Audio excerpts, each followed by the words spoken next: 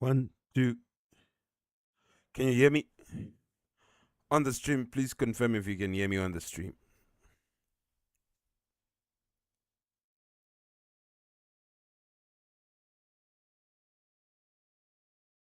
On the stream, please confirm if you can hear me.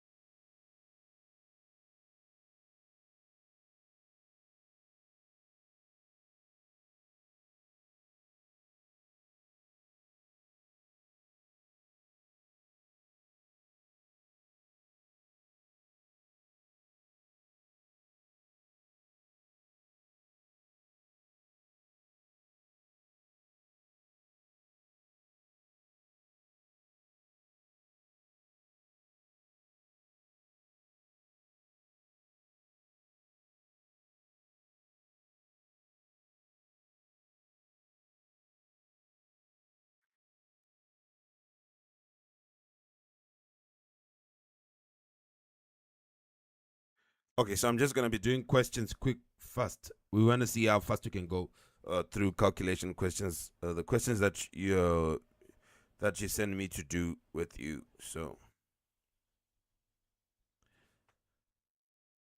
let's see how fast you can go.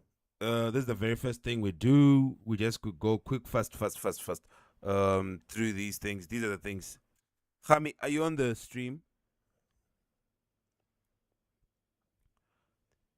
I'm doing the questions that you requested me to do, and then I'll we will go to the next one. I'll be fast. We'll do this one, then we do phase diagrams, then whatever you need. So you'll be telling me. So make sure you're commenting and telling me. I'm watching the comments as well. All right. So here it says, please indicate the Miller indices of directions. Okay. Then and it gives you all these things.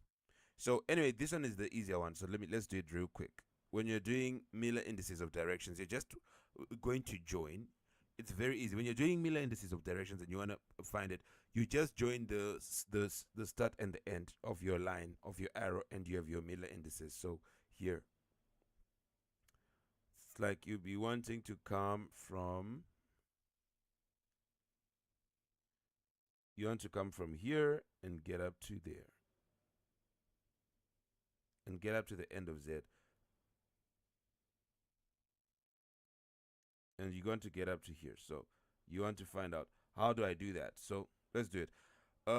For us, we can see that it'll be always x. It's always like this: x, then y, then z. Okay.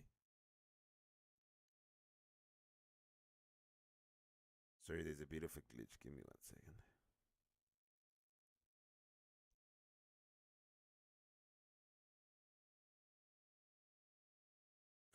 Okay, so now let's quickly go through the.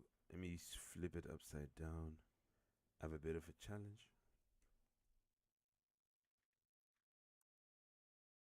Okay, there we go. We have. So let's just find out how do we come from the origin and end here. How do you do that? Here's the thing. We go one step in, 0 steps in the x. This is the x-axis. 0 steps in the y. 0 steps. We just go up 1 step. So it's going to be 0, 0, 1. Those are the crystallographic directions. Just for an arrow. For an arrow, crystallographic directions. And we always put them in square brackets. Okay? Then we go again for the green one. We see from the green one we're coming from here going to there. We don't move in the x, but we move 1 step in the y. Okay? Then we move 1 step in the z going up. So it's going to be 0, then 1 step in the y, 1 step in the z, like that. So it'll be 0, 1, 1. Nice and easy. Then for this one in orange, we can see that we just move 1 step in the x. So it's 1 step in the x, nothing in the y, nothing in the z. So it'll be 0, 0. Then you can see for the one in blue, remember we are joining start to end. Don't worry about where the origin is and all these other things. Don't worry about it. When you're given an arrow, just see how you move. So you can see you move 1 step in the x. Then you can see you move 1 step in the y, but going back. So y, it'll be -1. So it'll be 1, then -1, then 0. That's kind of what it's like. You'll be checking to say, oh, I moved 1. Now what you should do is you should know that -1 in here we write it as 1 with a line on top like this. It means the inverse, so it's going to be 1, -1, then 0. That's just what it is like for your crystallographic direction. And that's the same thing you're going to do as well for the green. Just for the green, just take the origin, see how you go to the end of the arrow. You can see here we go 1 step in the X, then we're going to go 1 step in the Y. So it's going to be 1, 1, 0, and you are done. Number 2 says, please indicate the Miller indices of planes, and they says in the following cubic system, whatever, Miller indices of planes. So let's start to do this one. This is very, very easy. When you're doing Miller indices of planes, you now need to know there's an order that we do when you're doing with Miller indices of planes. You know what the order is? The order is just going to be, can you please find where the intercepts are going to be? And then can you reciprocate those intercepts? Then try to reduce it to lowest terms, or remove fractions if it's necessary. Okay, that's always what we do. So it's going to be intercepts. Then when you find the intercepts, what else do? You're going to reciprocate. Then when you we always reciprocate. So in the area which we are now doing for Miller indices, what you must know, the difference between crystallographic planes and Miller indices. Miller crystallographic direction is that for Miller indices, it's for planes. It's the crystallographic planes. We can say it's for planes, and we use parentheses. Okay. For direction, we do not reciprocate, and we use square brackets. We do not reciprocate anything. Okay. For here, we reciprocate. So, and what you must also know for Miller indices, what you must also be very, very good at is also you should be able, when you're doing these when you're dealing with the points where it cuts. Let's say you're dealing with the points where something cuts, right? You must be, let's try and show you. You must find out where things are parallel with an axis, and when it's parallel with an axis, that means you're going to have infinity as your thing. So if I'm looking here, I always, first of all, I would imagine to say, okay, let's imagine that I had my origin where? Let's imagine that I had my origin at 0. So if I had my origin at 0, it would be here. Yes, let me quickly do. And I want to show you cases where we are going to be moving the origin, cases where we're going to be moving the origin, and cases where we don't move the origin. Because there are only two things. When you're dealing crystallographic planes, you'll be given a plane and asked to say, can you please tell us what the directions for this thing are? Or you would be given, if you're not given a plane and asked for directions, then you're going to be given here. I think they did a question where they gave us directions and they asked us to sketch a plane. No, it's not in this tutorial. So in this tutorial, they just gave you a plane, and they would be saying, please find. So look at how nice they are. They actually kind of told you where the origin is for things that you didn't know. They showed you where the origin, and you can be able to know for these different situations. Let's start here. So how do I find my crystallographic? How do I find my crystallographic? My Miller indices of planes. I want to find the Miller indices of planes. So when you're finding Miller indices, we said there's going to be, you are always going to reciprocate. So what happens is if you get a part where a plane is going to be parallel with that axis, you're going to put the value as infinity. So if I'm going to show, for example, I can see that this plane is going to be parallel. You can see that it is parallel to the y-axis. So for y is going to be infinity. And you can also see that this plane is going to be parallel with the z-axis. It goes up, it shades up and down if you're shading. So that means for the z-axis, you are again going to have it as infinity. It's going to be infinity in the things where you can shade, right? If you can shade. If I'm going to go up and down, can I shade that thing? Yes, I can shade this shaded region. If I'm going to shade like this, going back in the direction for the y, can I shade that thing? Yes, you can shade it, because only this front surface is shaded, only this front face. So you can shade it by going up and down. So that means it is parallel to the Z. If you can shade it by going up and down like this, that means it is parallel to the Z. That means when I'm putting for Z, I'm putting infinity. If I shade like this, can I shade it? If I shade like this, can I shade it? Yes, I can shade. If I'm going horizontally like the y-axis, I can shade it as well. Go shading horizontally. Oh, so that means it's going to also be infinity in the y. So I can see that so far we have, these are not, there's some, it's a bit of a calculation that you must do. So you have infinity in the x so far, and you have infinity in the y. Why do you have them as infinity? Why do you have it as infinity? Because you can shade in that direction. Then now if we look at the x, here we look at the x. You look, where did you cut it in the x-axis? At what position did you cut in the x-axis? You cut at position 1. So, oh, you cut at position 1? Yes. So this was 1 infinity, infinity, yes. Um, and it was like that. Yep. Then we go vice versa now. What do? You reciprocate. So you're going to say inverse of that. It's like you say 1 over that. It's going to be now 1 over 1. Then what do we have? 1 over infinity. Then 1 over infinity. You put that thing below 1 if you're reciprocating. Which will now say 1 over 1 will still remain 1. 1 over infinity, you have it as 0. 1 over infinity, you have it as 0. So it's 1, 0, 0. There we have it. So that's just how you'll be doing for all these things. Let's go for all these surfaces and see how we're going to be doing for the different surfaces. But the principle does not change. The principle does not change. The principle is going to be, you always need to find, remember, always, you need to find where it cuts. Okay, you want to find where it cuts, and then when you find where it cuts, you're going to be able to make the rest. Let's kind of talk about this one. Let's go to B. Here is the shaded. How can I shade? Can I shade going horizontal like this? Yes, I can.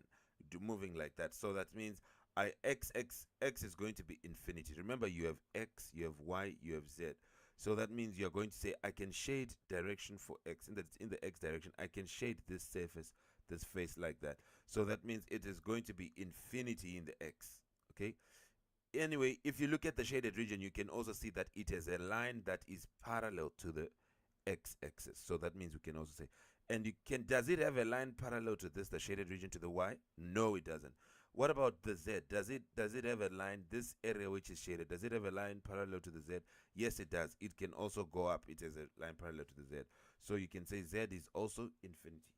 Now we'd say, okay, what about the y? You can all see that for the y, where does it cut the y-axis, this shaded thing? It cuts the y-axis at the end of your index, at the end of your cube. So that means it would be 1 in the y. And you have it as parenthesis. Then what do? You reciprocate. When you reciprocate, what will you end up getting? You end up getting 0. Okay, it will be 1 over infinity, then 1 over 1, then 1 over infinity. So it will end up being 0, 1, 0. So that's how this will end up being. Then you can do the same for this shaded region, okay? I know you can do it. So this is 0, 1, 0. Now, if you are doing for this shaded region, you'd say, oh, for this shaded region, what do? I can see that there is a line parallel to the y-axis. I can see that there is a line parallel to the x-axis. But there is nothing that goes up and down. So, okay. So that means if it's parallel to the x, there's going to be infinity in the x. Parallel to the y, infinity in the y. What about for the z? For the z, we say, where does this shaded region cut the z-axis? Here's your z-axis. Where is it being cut? Here, this tip. Where is it being cut? It's at the end of the cube, so it's at 1. So that means it'll be 1. And then you reciprocate, okay? You say reciprocate that 1 over infinity, 1 over infinity, 1 over 1, which is going to be 0, 0, 1. That's how it goes. Then now we have another shaded region, which is here. And here is now the thing. So if I'm saying, okay, here is my origin, eh? Here is my origin now. So we would want to find out. Remember, we need to find out everywhere where it's going to be what? We want to find everywhere where it's going to be cutting an axis. Okay? We want to find everywhere it's going to be cutting an axis, where it's cutting an axis. Do not forget that. We're going to be finding. So if I put my origin here, is it going to cut? We always ask ourselves, If I extend it like this,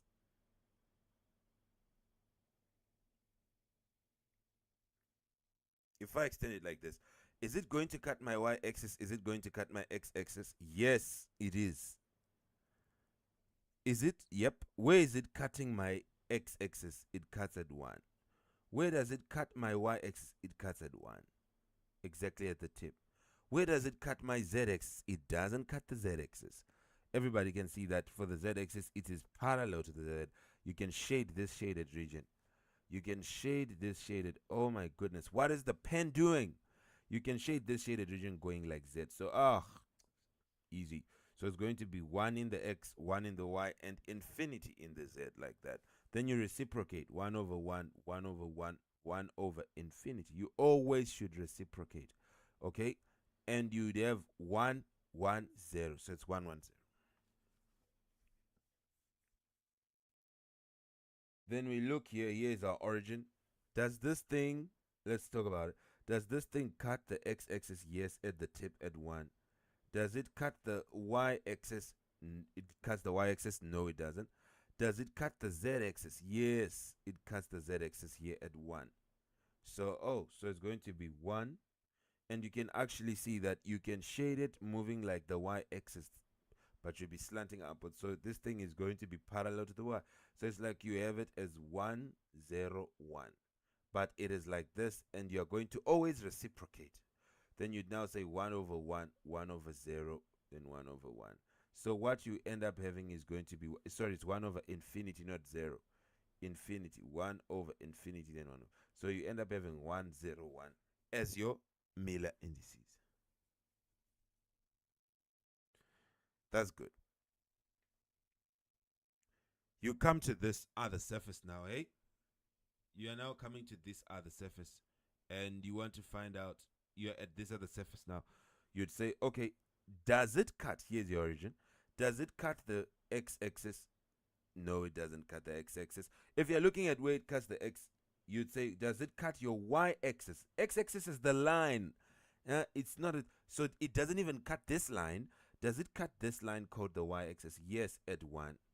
Does it cut the z-axis? Yes, the z-axis is cut at 1. So you can see it's going to be 0 in the x, 1 in the y, 1 in the z. This is what it's going to use. Reciprocate. 1 over 0, 1 over 1, 1 over 1. So it's going to be 1 over 0, infinity, 1 over 1, 1, 1 over 1. So you have it like that. Sorry, it's infinity here, man. Not 0. It's going to be infinity, infinity. Then it will be 0, 1, 1 at the end. And put in parentheses.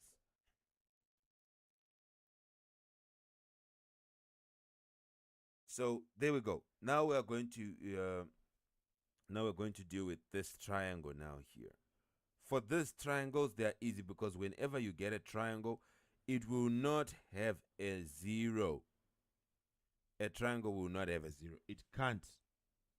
You can't have a 0 on a triangle. Okay? So you say, okay, here's my triangle. Let's just find out where it cuts. It's easy. Where does it cut? So you just go up. You see, where does it cut? It cuts at 1. Here, where does it cut? It cuts at 1. Here, where does it cut? It cuts at 1. So here you have your thing. So it's going to be 1, 1, 1, which if you reciprocate will still remain as 1, 1, 1. All right, so here it comes from the origin, and you can see where it's going. Where is it going? It is going 1 in the where? Does it cut? We ask ourselves, okay, this one is nice. And they help you because they help you to know where the origin is going to be. This is beautiful. They've even given you this, right? It tells you the origin is here because you could not have put the origin elsewhere. It was not going to cut the axes. And the good thing is this is the only type of question where you are changing the origin. There are some types of questions where you can change the origin, where you can also do the origin here. This is where the origin is. You can see now, why am I putting the origin here? Because if the origin is here, if we go here, it doesn't cut the line code Z. It doesn't cut the line code X. It doesn't cut the line code Y. So this thing will be very hard to work with. But here, if you put the origin here where they showed you, you go up. This is going to be the Z axis. Does it cut the Z? Yes, it is cutting the Z. Where is it cutting the Z? At 1. Up and 1. Okay. What about, does it cut the x? Yes, it does. This line called x. Where does it cut it? At -1 at the back. Okay, you go to the right. Does it cut the y? Yes, it does. Where does it cut the y-axis? At 1? So that means you now have it. It is in the x. It is going to be in the x. It is going to be -1. In the y, it is going to be in the x. It is going to be -1. That is where it's cutting. In the y, it is going to be 1. In the z, it's going to be 1. So it's -1, 1, 1. And you reciprocate that, it's still going to be -1, 1, 1. Here we have your new origin. You don't change because of the origin. You just check where it is from that origin. So it's like, where does it cut my new? Here's where our origin is. So this is going to be your new x. And you know this is going to be your y. And going up is going to be your z. It cuts at 1 on the z. It cuts on 1 on the y. But it on the x. But it cuts at -1 on the y. Because it's at the back. So it's going to be 1, -1, 1.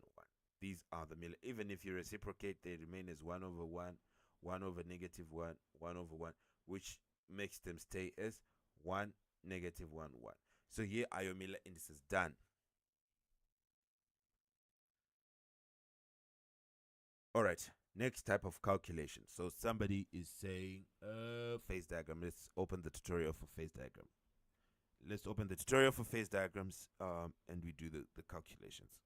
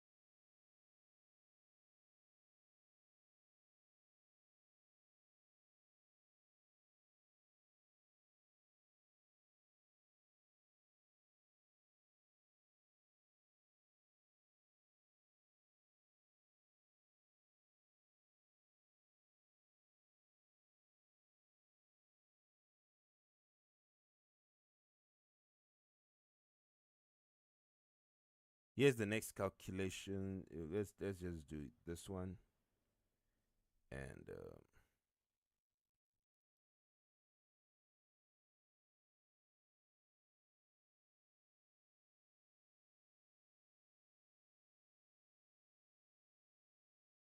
all right. So last time we did talk about this, and I remember explaining this, but unfortunately, I tried to find where I had put the videos for that, and I didn't find where the videos were. So it means probably I don't know if I recorded or I recorded and lost the recordings.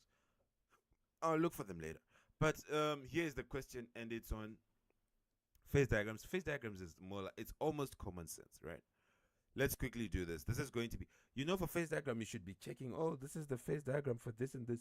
This is the lead tin phase diagram. Okay, you can look for, when you're studying phase diagrams, just look at what phase diagram the person is solving, and then you try to see how they're doing it. There are different phase diagram: copper, nickel, magnesium, lead, and all these other things. So this phase diagram is for lead tin. All right, lead tin phase diagram, not even a problem. What is it that we are going to be doing? We're going to do some calculations. Let's see how, if there is a calculation to be done for this one. So here, what are they saying? They're saying you have a phase diagram, and what do they say about it? Let's see what they say. Find what phases are present. I kind of told you last time. This question, if you go and look for it, it should be there, solved exactly as it is in one of your books. Here it is saying what phases are present. But remember, when they ask you what phases, they would have given you the conditions. Here they said, what do you have? You're going to have 40 weight percent tin and 60 weight percent lead. These are the conditions they're giving you: 40 weight percent tin, 60 weight percent lead, and they'll give you the temperature. So they've told me that I am. This will tell you that you have weight percentage of tin. So you're going to 40 weight percent tin, and then you're going to 150 degrees Celsius, which is going to be here. Then you have to find where these two meet. That is going to tell you where you are right now. So we need to first know where we are before they ask. When they ask me the phases, they should have told me where I am. They did tell me where I am. I am here. This is the place, this is the position where I am right now. So this phase diagram will help you to study different things and find out what are they going to be at different temperatures, so that you see, is it suitable for a job that you wanted to do. So anyway, here, what phases are we in? Here we are in the phase code alpha plus beta. That's the phase. So if they say to you, what phase are you? You are in the phase code alpha plus beta. What we do know is these are just solids. Okay, this is an alpha plus beta. This is a solid mixture. So this is the place where we are. Just and put very nice lines with the ruler. I've made it look very untidy, but you can make it look tidy like that. Okay, this is the point where we are. You can put a small dot as well to try and find out. Okay, so this is going to be what? So what phases do you have? The phase is just alpha plus beta. That's the solid. Okay, that's the phase, right? Now, next question says what? So you have both alpha and beta phases. If you want to say, you're going to say both alpha and beta, both alpha plus beta, both alpha and beta phases. Now here, what is the next thing? It's now saying, what are the compositions of the phases? Now they're asking you for phase composition. So phase composition, this one is very, very easy. Okay, when you're doing a phase composition, all you have to do is you just do what we call a tie line. You construct a tie line, and this tie line will also help you if they ever ask for mass fraction or whatever.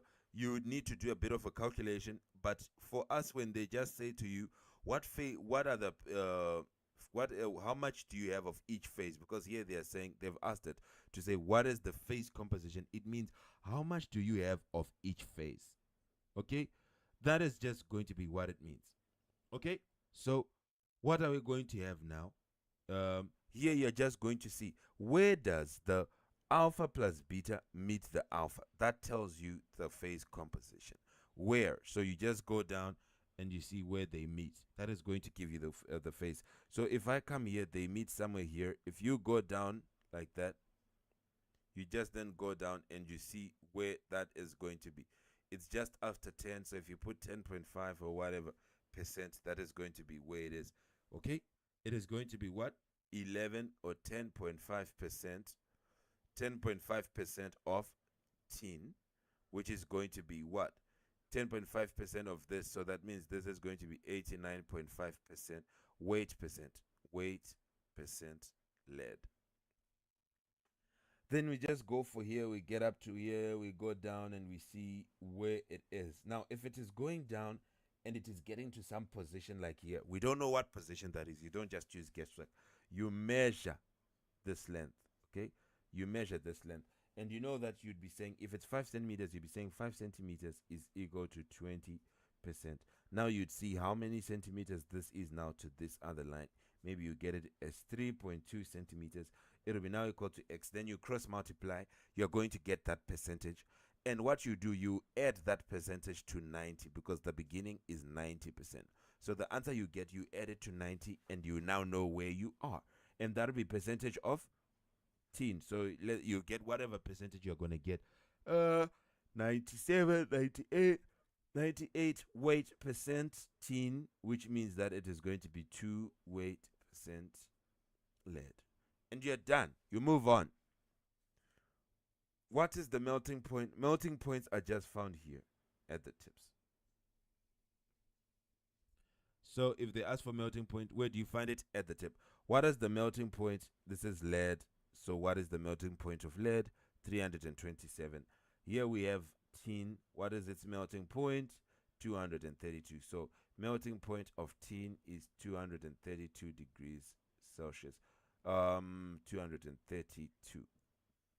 Then for lead, it is 327 degrees Celsius. Done. How easy is that? Right. Now, what about if they ask you to find mass fractions? What about if they ask you to find mass fractions? This is going to be very, very important. When you are now finding the mass fraction, you just use what we call the lever rule. Okay? When you're doing the mass fraction, remember the idea. You're going to use what we call the lever rule. So, what you must know, lever rule is going to be like, you need to know the total length of this line. Here. There's no question which asks for mass fraction in this tutorial, but if you ever get a question which does ask for mass fraction, which is like the last type of question you can get on your phase diagram, you'll be just using the lever rule. So the lever is just, it's like this is the big arm, this whole line, okay? This whole line, it's called a tie line. So always construct your tie line. When you want to find the mass fraction, they can say mass fraction or whatever question. Okay, when you're dealing with that, then what should you do? You just put this big line like this, which we're going to call, which is going to be our arm. Now, what you then do is, if let's say they ask you to say what is going to be the we'll call this. Let me label it. I need to pick a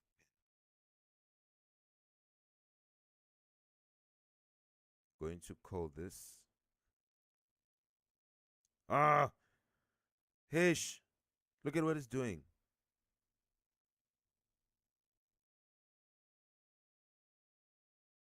Okay. This is going to be, if I call this X and I call this Y. Okay? Now, you get a question. Okay? And this question says to you, could you please find, you want to find the weight fraction or the mass fraction, they'll ask you whatever, in whatever way they ask to say, can you please find the mass fraction of, let's say you want to find the mass fraction of this phrase. What you'd be saying is, if you want to find for him, then you're going to get this other one, which is going to be Y. Then you divide by the total, which is going to be Y plus X. And if you want it as a percentage, you just say times whatever, 100%. Now, if I want to find for the guy, which will be this side, then what would I do? This led, I would say, take the other one, X, divide by the total, Y plus X. Then you're going to say times 100% if you want it as a percentage. Sometimes you can just put it as a fraction. It is, or just a small decimal. It is good enough. Okay? Don't forget that.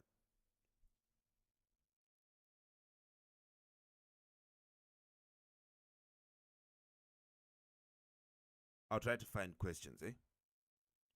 Here they are saying, sketch the microstructure expected at the following temperature for the 20% 20% tin. We're going to have to go to the diagram, okay? We're doing the microstructures now. Microstructure is not a calculation, but it's just, are we going to have solid with liquid and liquid with solid inside, or what are we going to have? It's not erasing. So I go to 20% here, and they said at 100 degrees Celsius. So you just see where 100 meets 20. 100 where it meets 20 is going to be here. This is where 100 meets 20. Where are we? We are in the alpha plus beta. That means we are in solid, right? This is purely solid. So when we have our alpha plus beta, you're going to have these different solid particles, but it has to be solid. It has to be solid. So you're going to have, there's no liquid. You can't have any trace of liquid. That doesn't work. You're not going to have that. So for your microstructure, you're just going to have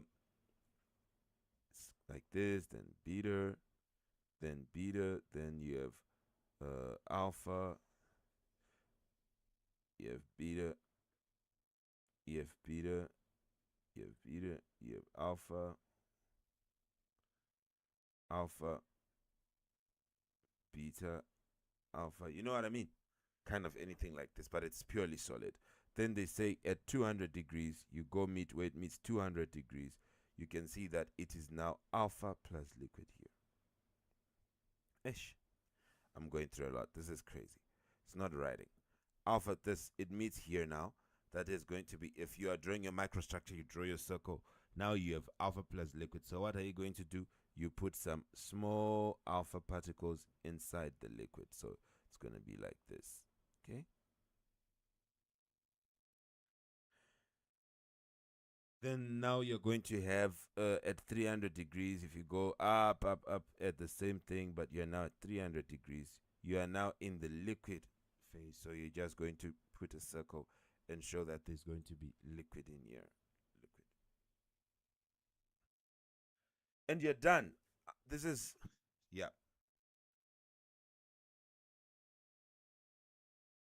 What is the other type of calculation you asked me to do?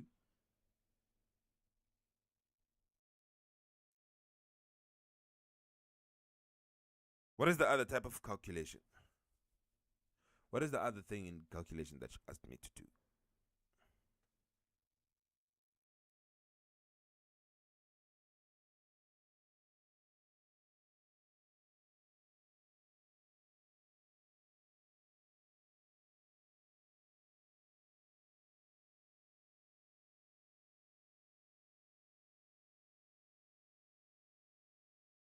No, I think it's from polymers. Let me open polymers.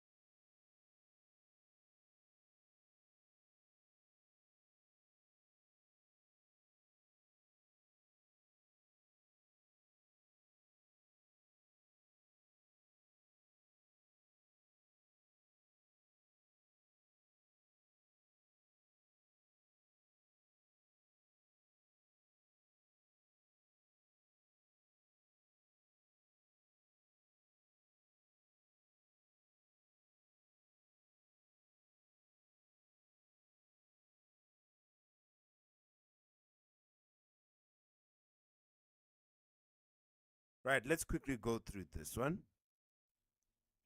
Walk in the park.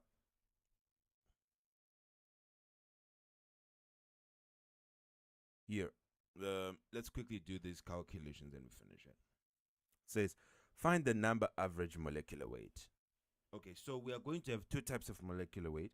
We have the weight average, then we have the number average. So, let me go to a board. I don't know why it's not responsive. Let me go to a different.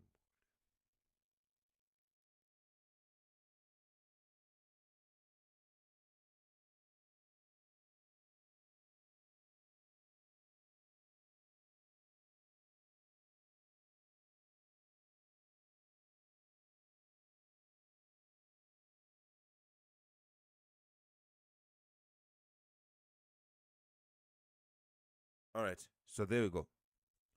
It is loaded. Now, this is simple. When you're now doing this molecular weight, first of all, before you do all these things, we need you to find the midterm. Okay, so you're going to need to find the midterm. He's going to be called MI. Before you do anything, you need MI. So you come to this, you write MI. Because if you want to find the number average molecular weight, we call it MN, we say it is the sum of MI XI. Then, if you now want to find the weight average molecular weight, we say it is MW. It is just the sum of MI WI. How easy is that? So easy. So just find MI. Midterm, here will be 15,000. Here it'll be 25,000. To get midterm, you say this. You say 10,000 plus 20,000 divided by 2. Here you say 20,000 plus 30,000 divided by 2. Here you say 30,000 plus 40,000 divided by 2. You say 40,000 plus 50,000 divided by 2. 50 plus 60 divided by 2. And you'll be finding averages. So this is going to be 35,000. This is going to be 45,000. This is going to be 55,000. This is going to be 65,000. This is going to be 75,000. The answer. You add the 2 divided by 2. This is going to be 85,000. So you can now find them, okay? What you'll be just saying, you now need to find, if you are going to add 2 columns here, you need to find more columns. So in total, we added 3. You now need to find a column called MIXI. Then you now need to find a total code MIWI. So if it's MIXI, you're saying 15,000 times 0.03, you put an answer in here. Okay, you put an answer in here. 15K times 0.03. Then you put an answer. The answer you're going to get in is the MIXI. Then for here, you say 25,000 times 0.09. Then you say 35,000 times 0.15, 45,000 times 0.25, all that. You do all that, then you just add them. That sum is going to be the summation of MIXI. That is going to be what? MN. Then for here, the MW is just the summation of MIWI, the answer. Then you're done. Okay? It'll be done. You can go on to the next question. Now, in here, the next question is going to be saying, what the degree of polymerization. So, for you to find the degree of polymerization, it is just the number average molecular weight divided by the mass, or we can say divided by the weight of the repeat unit. So, we'll just say the answer you would have got. The answer you would have got at the top there, you would have gotten an answer for MN in here, which was going to be grams per mole as well. Then you just divide by the molecular weight of the repeat units. Molecular weight of the repeat units, which is small m, and then you can have your degree of polymerization.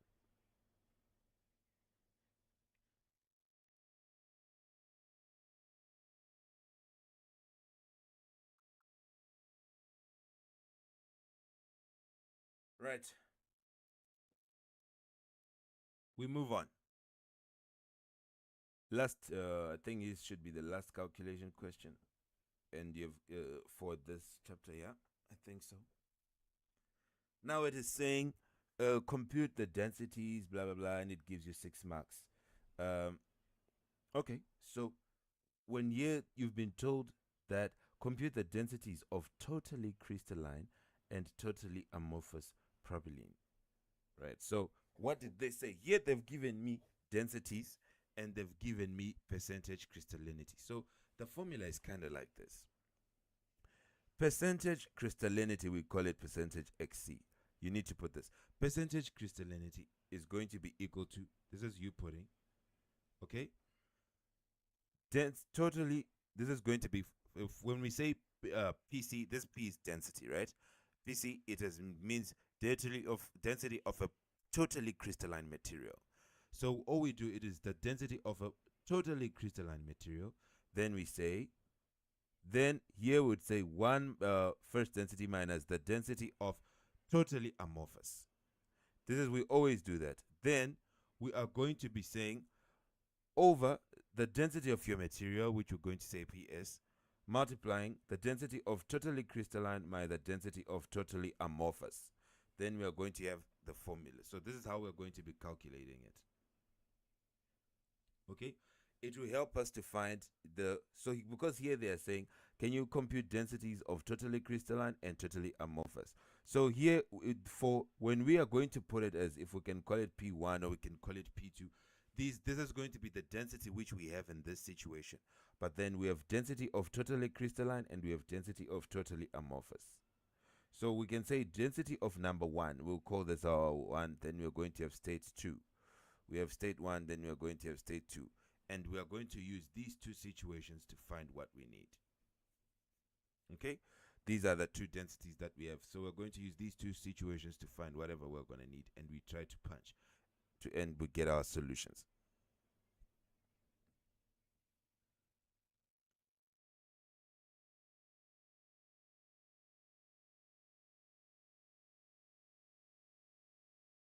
So let's go.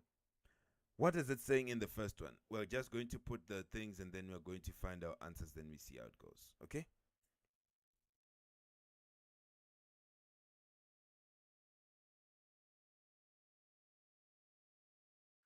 In this first, they told us that percentage crystallinity is 62.8. So we'd say 62.8. That is the percentage crystallinity they gave us in here. But it's a percentage. So remember to divide it by 100 because it is a percentage. So because it was a percentage, you are supposed to divide it by 100 so that you can get it as a value that you can put into this particular formula. So remember to divide your whatever percentage you're given by 100 because percent means over 100. So what is it? 62.8 divided by 100, you get 0.628. So if you're going to say my 0.628 is going to be totally crystalline. Here, you always subtract the density of amorphous. So we don't know what my crystalline density is. Did they tell me? They didn't tell me. So because they want the densities of totally crystalline and totally amorphous propylene. But here I have, in case one, what is the density in the first, and here I have the density of the second. So you always do that. Crystalline comes out, then you're going to say, what is the density I've been given right now? The density I have for 62.8% crystallinity is 0.904. So you'd say 0.904 minus the density of a totally amorphous divided by 0.904 multiplying the density of totally crystalline minus the density of totally amorphous. This is my very first situation, which you can use to create your very first equation, because you just say 0.628 multiplying 0.904 multiplying the density of totally crystalline minus the density of totally amorphous is going to be equal to the density of totally crystalline multiplying 0.904, that's the density you have here, minus the density of totally amorphous. You kind of have it like this. Then, yep, you can, if you want to make this the subject, it's still fine. PC minus PA, so that you substitute in the next equation. That is not even a problem. So you just have these two multiply each other, and you can go take them to go divide. You'd have PC minus PA is equal to density of totally crystalline multiplying 0.904 minus P density of totally amorphous over 0.628 by 0.904. Then you're going to write again to say, okay, percentage crystallinity now, this is you.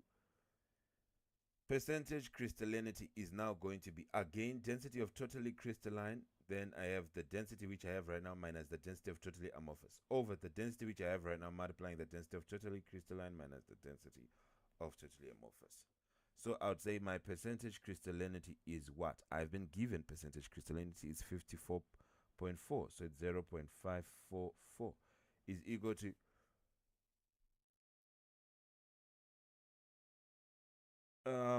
totally crystalline we don't have, then multiplying the 0 point again 895. Now that's the density which I have right now minus the density of totally amorphous over here. You now say again the second the density which I have right now 0.895. Then now instead of density of crystalline minus of amorphous, we put what it is from here. It is going to be density of totally crystalline multiplying 0.9 multiplying, so it's like this, it is multiplying 0.904 minus density of totally amorphous divided by 0.628 multiplying 0.904. So here we go. This is the situation which we have. We have a fraction like this. We have this and it's being divided. Fraction is dividing. So if a fraction is dividing, then you just flip it. So it's just going to be 0.544 is equal to Rho C multiplying 0.895 minus density of totally amorphous, and it is now times 0.628, okay, multiplying 0.904 divided by 0.895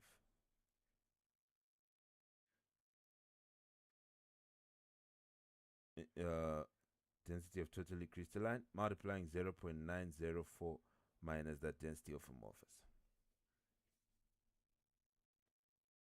There we have it. So in the end, what we'll end up having it as saying this goes and multiplies the top. So you end up having 0.544 is equal to, we now have density of totally crystalline. We can say it would be 0.895 density of totally crystalline minus density of crystalline times density of amorphous. And then it multiplies this top. It is going to multiply 0.628 minus times again 0.904. So it's going to multiply this whole thing as it is. We'll multiply 0.628 by 0.904, and we divide by. It's now just a bit of algebra. 0.895 density of crystalline multiplying 0.904 density of amorphous, like that. All we have to do is play trick, so we remove one and we get, or we have only one. And once we have only one like that, then it is going to help us to find the missing one. If we say 0.544 is going to be equal to, because we need to have only density of totally crystalline or density of totally amorphous, we find it.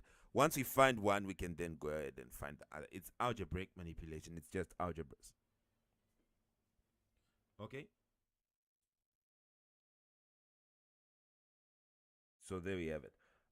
Here we would now say it is going to be equal to, you can expand this and see what you're going to get as 0.895 times the answer here. You'd get something which is going to be, it was 0.895 what?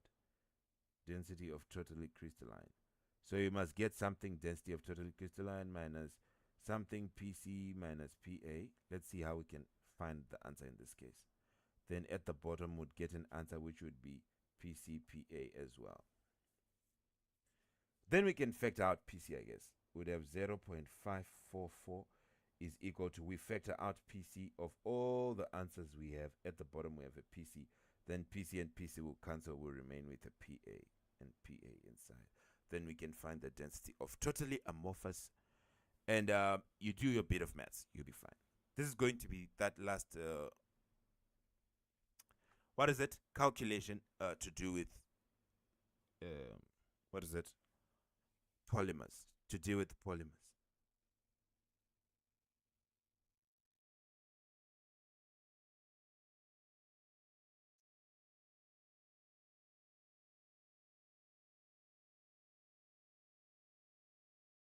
You can find it.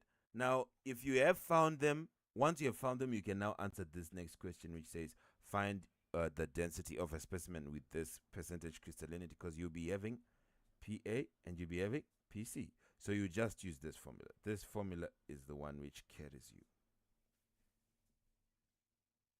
You have to remember it. And you're done. So that's just how it is, and you can cook and you can get all the marks you need. I don't see which calculation is giving you a problem. Maybe for FCC, and let's talk about them. So the cubic crystals, right?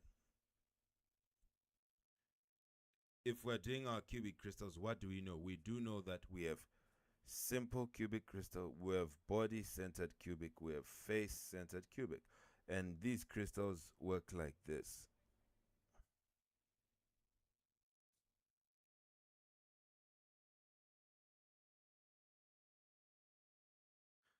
We have atoms at all 8 face corners for simple cubic crystal. Body-centered cubic, we are going to have it like this. One at the center, then we have at the corners. face centered is going to be just like that.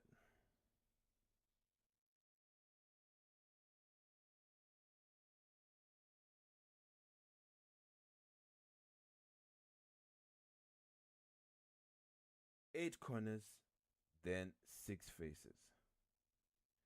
Each of the six faces, okay?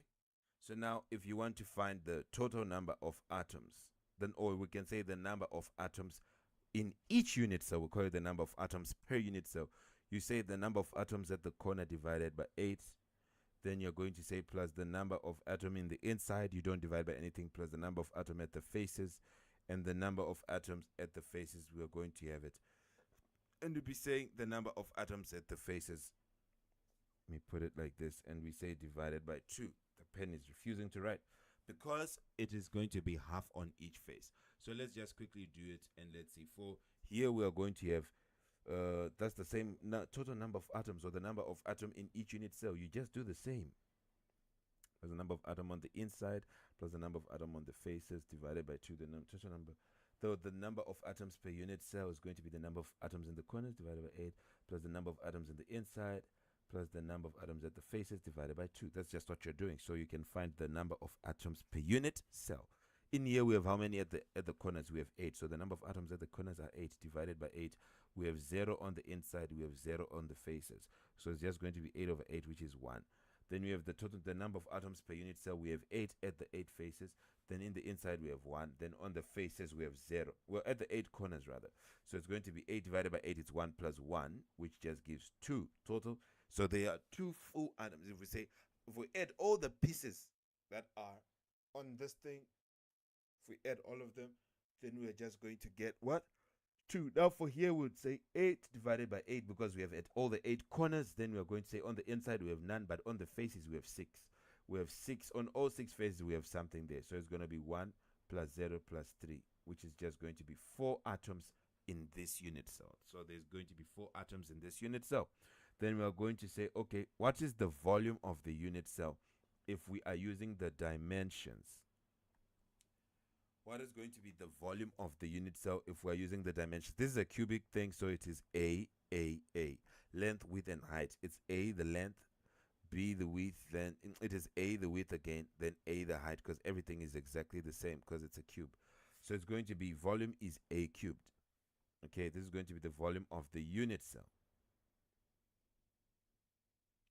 Then we can have the volume of the atom. The volume of the atom is all atoms are spheres. So the volume of each is 4 over, and here would say, okay, the volume of the atoms, the total atoms in there, it is going to be volume of a sphere is 4 over 3 pi r cubed.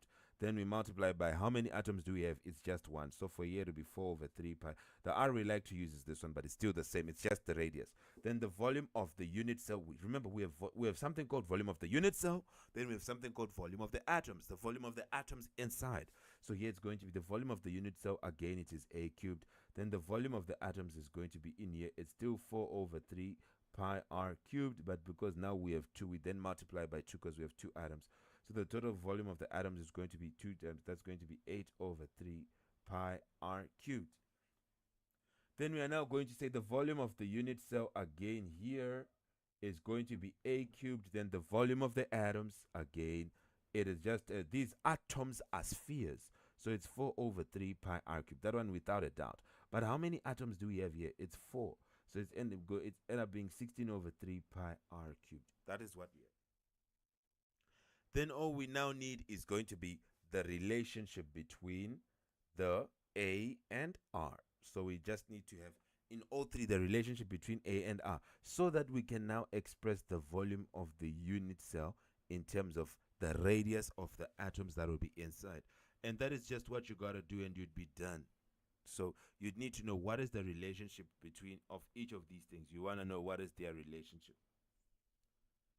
And if you can find their relationship, then you're good. That's all you got to do. So for here, I'll kind of tell you so that we don't waste time. You don't have to.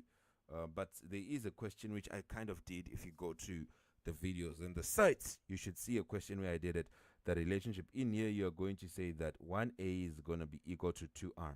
So here we can now say the volume of your unit cell, which is equal to A cubed which is going to be 2r o cubed.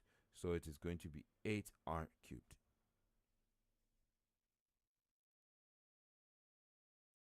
Okay? If you go to you'd see the atomic heart sphere model, which we did, which helps you to relate each of these things. Okay? And in here, we found for this other one, we found it to be, for this one, we found it to be, for body centered, it was 4r is equal to a root 3, something like that. So in other words, well, we can just say a, so we can say 4r over root 3. This gives you your a. So we could say that volume of the unit cell is going to be equal to a cubed, which is going to be 4r over root 3 o cubed. This is what we have. This is for the, remember, for cubic crystal, we said it is what? For simple cubic crystal, we said it is a is 2r. Then here we have this one. So you could put it like this, and you could leave it as this o cubed if you want. Or if you want, you can cube the things that are inside. Doesn't change much. Okay? Remember this. For body-centered cubic, remember this is what you're going to end up having. Okay? And that would help you find the volume. Okay? That will help you find the volume by knowing what a is. Why you're doing all this is you at the end of the day, what you want to find is going to be, you want to find the atomic packing factor. That is all you want to find. So in here, what you're going to end up having is, what are you going to end up having? What you should also know is that we can also come and substitute here in terms of a. It doesn't change anything. It's still fine. You can come, instead of substituting what I've been doing to change the volume of the unit cell, you can change the volume of the atom. So you could say still volume of atom. You'd say now, what do you do? Where there is r, you can say a over 2 is equal to r. So you can now say volume of the atom, which is still fine, because the relationship is just that a is to r. So you can now say volume of the atom is a is equal to r, which means volume of your atom will be 4 over 3 pi by r. What is it? A over 2 cubed. So which would make it 4 over 3 pi, and then you have a cubed over 8. 4 into 4, 1 into 8, 2. So you would have now pi a cubed over, this is 2. So it's 2 times, that's 6. And this will give you, which is still fine. You can still have it in terms of a. There is absolutely zero problem, by the way, for everybody who's seeing this. We can still have it like this. Here we can still have it to say r will be a root 3 over 4. But first, you must first write this one to say 4r is equal to a root 3. I know that's easier to remember. Which now you're going to say r is equal to a root 3 over 4. So now we can say the volume of the atom is going to be 8 over 3 pi r cubed, which is going to be 8 over 3 pi, then a root 3 over 4 o cubed.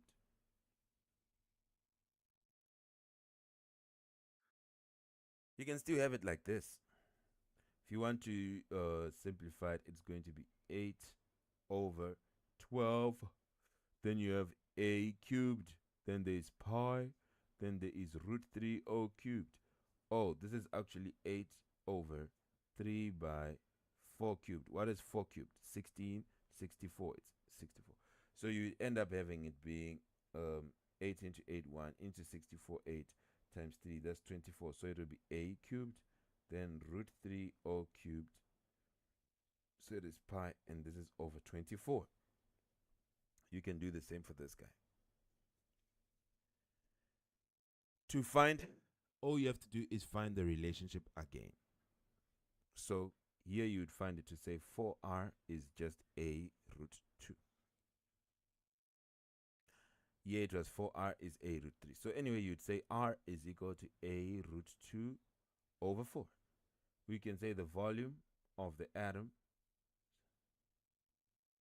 the total volume of all the atoms, is going to be 16 over 3 pi r cubed, which is going to be 16 over 3 pi, then a root 2 over 4 o cubed. which is going to be 16 pi, then a cubed, then root 2o cubed over 3 by 4 cubed is 4. 16 times 4, that's 64. 16 into 16, 1 into 64, 4.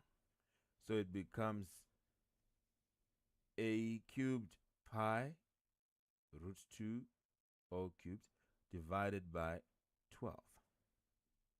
Now you're done. Now you can say that atomic packing factor is equal to the volume of the atoms divided by the volume of the unit cell. So if you want to find the atomic packing factor for this here, first one here is just the volume of the atoms, pi a cubed over 6 divided by the volume of the unit cell, a cubed, which will now become what? The volume of the unit cell. It is just going to be, when you have two denominators like this, something in the you just combine them. So volume will be equal to pi a cubed over a cubed, the atomic packing factor, which is going to be now over a cubed by 6 over 6 a cubed. So it's going to be a cubed and a cubed cancel. We'll just get pi over 6 as our atomic packing factor. You can do for all the other ones, and you just find whatever. It will be just canceling. It will be just canceling this a cubed. That's just what happens. And you can punch the remaining thing in the calculator. Pi times root 3 o cubed and whatever. You get your atomic packing factor as a decimal, and you would be done. That's how you do this atomic packing factor nonsense. Done. That's how you do it.